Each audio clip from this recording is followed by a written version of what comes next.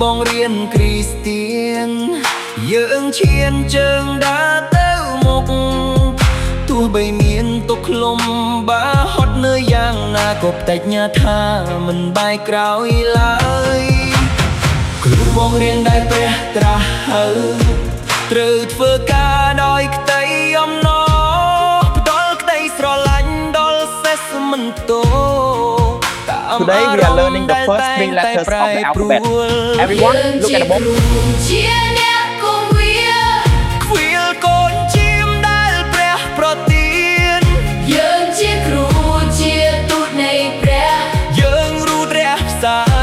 បន្ទូលដល់សេស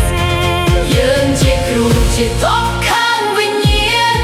ធ្វើសង្គ្រាមដោយការអធិស្ឋា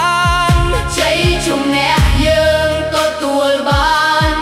គឺដោយសារព្រះគ្រីស្ទដែលគង់ជាមួយ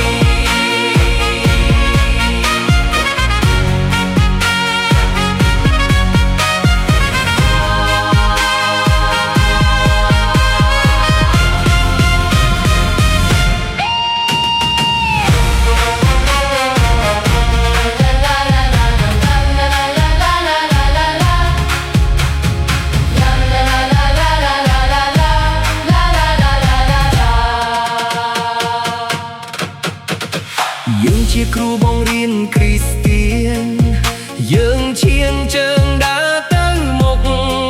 ទោះបីមានទុក្ខលំបាកហប់ណាយ៉ាងណាក៏បដិញ្ញាថាមិនបែកក្រោយឡើយគ្រូបងរៀនដែលព្រះត្រាស់ហៅត្រូវធ្វើការ